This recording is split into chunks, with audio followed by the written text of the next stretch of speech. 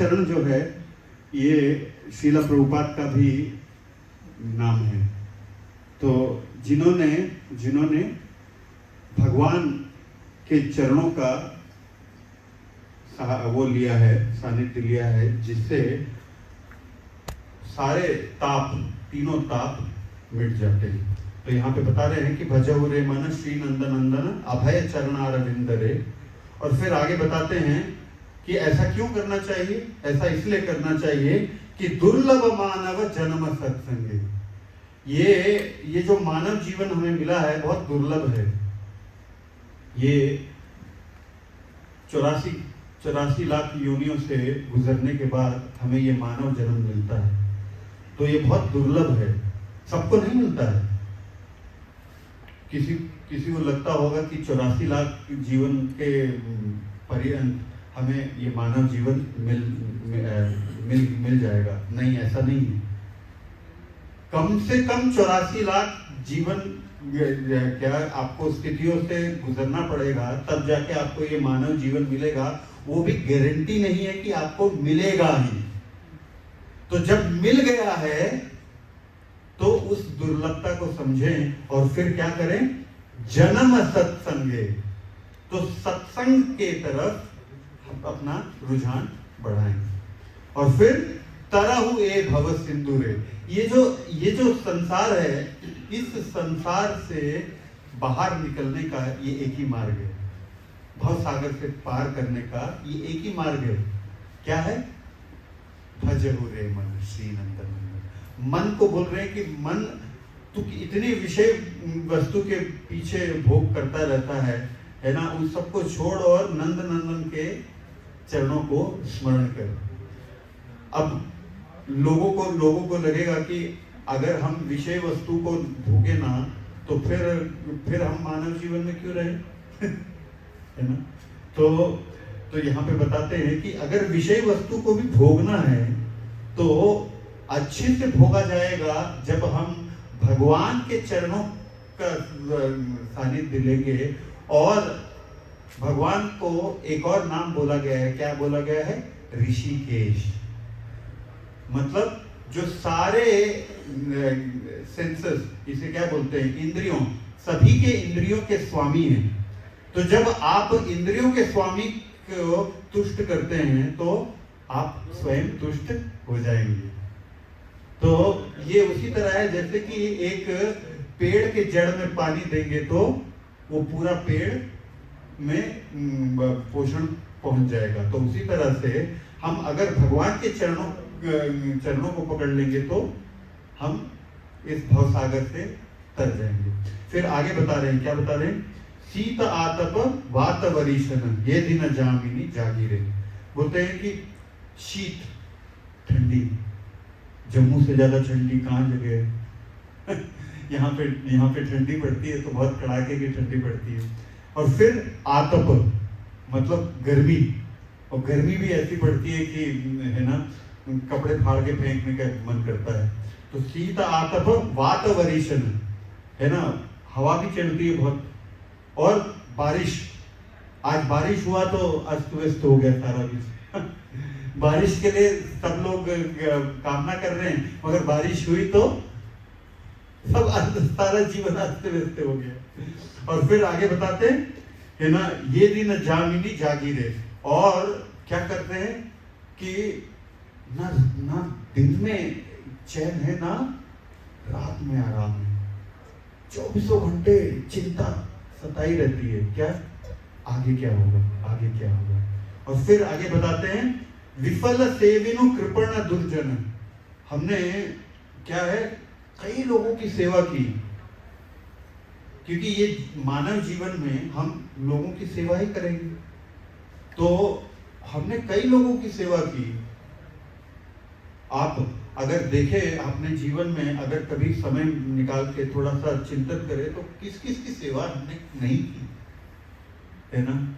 ऐसे ठग लोगों की सेवा की, ऐसे लोगों की सेवा की जो पीछे मुड़ के देखे भी नहीं है ना। विफल सेविनो कृपण दुर्जन, कृपण की सेवा की, दुर्जन की सेवा की। चपल सुख लवल आदि रे। और किसके लिए? थोड़ा सा चपल सुख के लिए, थोड़ा सा थोड़ा सा आनंद के लिए हमने किस किस की सेवा कर दी, है ना, और किसकी सेवा नहीं की, नंद नंदन, उसे भूल गए। और फिर आगे बताते हैं कि ये धन यौवन पुत्र परिजन, ये जो धन है और ये यौवन है, जो यूथ है ना, आप देखेंगे कि there are lot of youth who have come, who have put the book stall, they are very young people. अगर आज से पहले आप अगर इन लोगों से पहले आप देखेंगे तो किसी भी बुक स्टॉल में, धार्मिक बुक स्टॉल में, वहाँ पे आप देखेंगे तो लोग दाढ़ी करके सफेद बाल के साथ, है ना, लाल कपड़े के साथ, ऐसे ही लोग मिलेंगे जो जड़ हो गए हैं, जिनका हाथ नहीं चलता, जिनका पाँव नहीं चलता, जिनकी आंखें नहीं दिखती, वही ये किताबों को लेके घूम रहे होते हैं। मगर आपको ऐसे यूथ नहीं दिखेगा आपको, मगर आज इस यूथ ने पकड़ लिया है इसको। क्यों? क्योंकि उनको समझ आ गया है। क्या समझ आ गया है?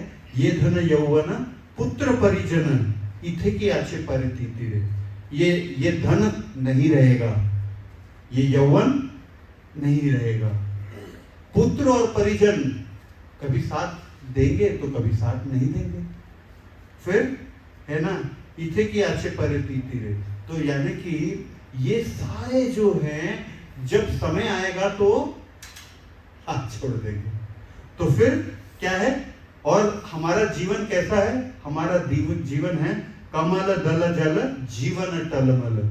हमारा जीवन एक कमल का जो दल है, आपने कमल का पत्ता देखा होगा, बड़ा चौड़ा होता है ना, और उसमें पानी की बूंद डालेंगे तो वो पानी की बूंद टिकता ही नहीं, कहीं पे भी टिकेगा नहीं, इधर से उधर, उधर से इधर, इधर से उधर।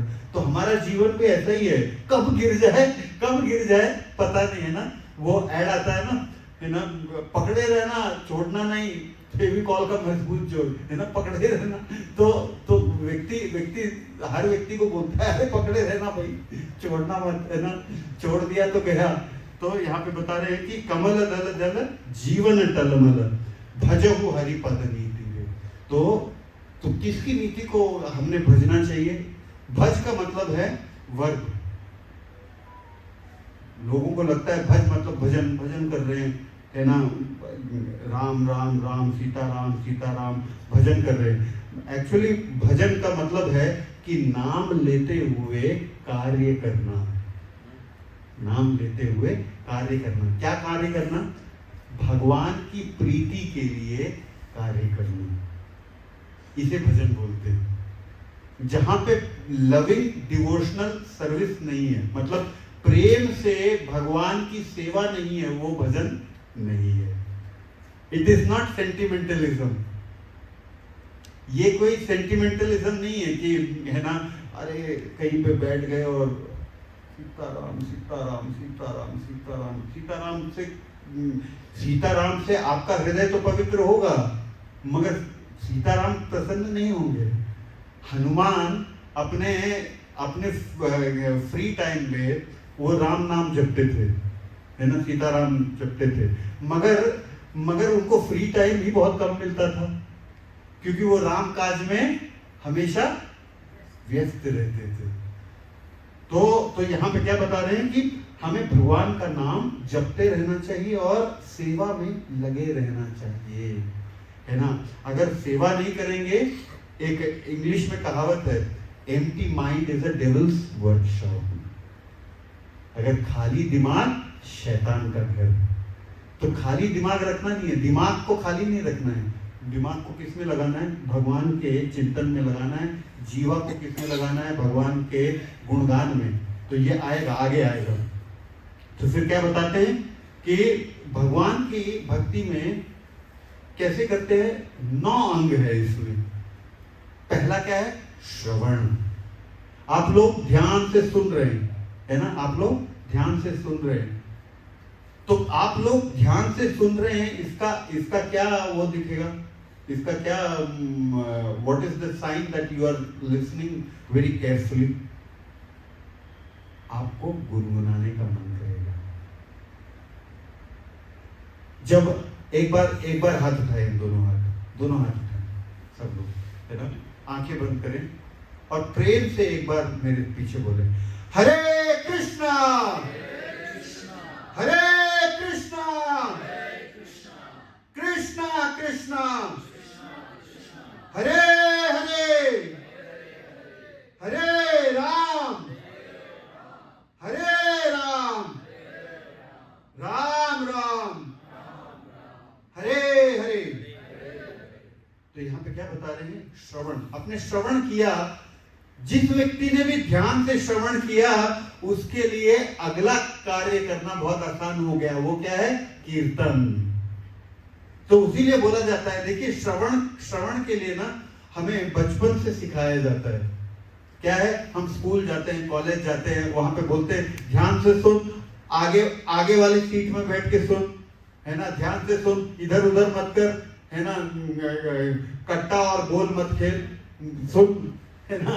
तो श्रवण करेंगे तो कीर्तन स्वाभाविक तरीके से निकलेगा, और जब कीर्तन निकलेगा तो फिर याद आएगा। क्या है? स्मरण होगा, विष्णु स्मरण, भगवान का स्मरण होगा। अरे मैं वहां पे गया था, मैं हरिद्वार गया था, मैं वृंदावन गया था, मैं अयोध्या गया था, रामलला के दर्शन किए, बड़ा अच्छा लगा। तो आपको स्मरण आएगा, और फिर स्मरण के बाद आपके अंदर नेचुरल टेंडेंसी क्या आएगी? वंदन, हाथ जोड़ने का वो होगा। अरे वाह, कितने सुंदर लग रहे हैं भगवान। और फिर उसके बाद पाद सेवन। पाद सेवन क्या है? फिर हमारे अंदर इच्छा जगेगी, क्या? कि भगवान के धामों का दर्शन करें। अरे आज क्या गर्मी है, बारिश भी हो गई है, चलो, है ना, अच्छा मौसम हो गया है, चलो भगवान के दर्शन करके आते हैं, है ना। गर्मी में तो निकल नहीं पाए, ठंडी में निकलते हैं। फिर उसके बाद पाद से दास से रहे, फिर भगवान के दास बनने का इच्छा रहेगा। क्या? कोई ना कोई सेवा करें। हम में से कई लोग हैं जो मंदिर जाते हैं तो मौका ढूंढते हैं कि कोई ना कोई कुछ सेवा कर ले। अगर कोई बोलता है कि अच्छा ये फूल को आप ले जाओ मंदिर में, तो आप तुरंत ले जाओगे। आप उससे पूछते हुए नहीं कि अरे क्यों ले जाना, क्या, आप तुरंत ले जाओगे। मतलब द मोमेंट आप जब उस परिसर में एंटर करते हो, कोई भी व्यक्ति बोलता है अच्छा यहाँ पे थोड़ा सा झाड़ू लगा दोगे, आप बोलोगे हाँ ठीक है लगा देता हूँ। मतलब ये स्वतः ही निकलता है। और फिर उसके बाद क्या है? और पूजन, भगवान का पूजन करना। फिर है ना सखीजन, भगवान का सखा बनना। कौन भगवान का सखा नहीं बनना चाहता, है ना। कौन मधुमंगल की तरह लड्डू नहीं खाना चाहता कृष्ण के चुरा के। कौन सुदामा की तरह उनके पोहे चुरा के खाना नहीं चाहता। हर कोई व्यक्ति कृष्ण के साथ ये बांटना चाहता है। और फिर उसके बाद क्या है? और आखिरी में क्या है? आत्मनिवेदन। भगवान से निवेदन करते हैं कि भगवान आप ही बेड़ा लगाओ, है ना। जैसे द्रौपदी ने लगाया, है ना। और जैसे उत्तरा ने पुकार लगाई, भगवान के लिए। क्या बोला? क्योंकि गर्भ में परीक्षित था, तो कौन सा श्लोक बोला? तो उन्होंने मन ही मन प्रार्थना किया। ये विष्णु सहस्रनाम के फलश्रुति में आता है। वनमाली गति संखी चक्री चनंदकी श्रीमन नारायणो विष्णु वासुदेवो अभिरक्षतु। मेरी रक्षा करो वासुदेव, है ना। मेरे गर्भ में जो संतान है उसकी रक्षा करो। उस पे अश्वत्थामा ने क्या छोड़ा? ब्रह्मशीर्ष छोड़ा उसने। ब्रह्मशीर्ष जो है वो ब्रह्मास्त्र से 6 गुना पावरफुल है। 6 ब्रह्मास्त्र मेक 1 ब्रह्मशीर्ष। तो उसने ब्रह्मशीर्ष छोड़ा। किसको? उत्तरा के गर्भ को वो करने के लिए। और तो भगवान ने उनको उसकी रक्षा की, और भगवान ने रक्षा की, और भगवान को उस शिशु ने देखा, तो उसी लिए उसका नाम पड़ा परीक्षित। उसने भगवान को उस परीक्षा की घड़ी में भगवान का दर्शन किया। हम सब करते हैं, मगर हमें याद नहीं रहता, मगर परीक्षित को याद रहा। और फिर आगे क्या बताते हैं, तो यही गोविंद दास अभिलाषा करते हैं कि हम भगवान का नाम लें और इस जो नश्वर संसार है इसमें हमारे पास एक जीने की और एक कार्य करने की नई ऊर्जा और स्फूर्ति मिले। देखिए जीना तो है इस संसार में, है ना, कुछ करे बिना, वो जिए बिना रहा नहीं जा सकता। आहार, निद्रा और भय मैथुन, ये चारों चीज करना ही करना है ना। तो मगर यही चीज अगर भगवान को अर्पित करके हम करते हैं तो ये हमें क्या देगा, सुख प्रदान करेगा।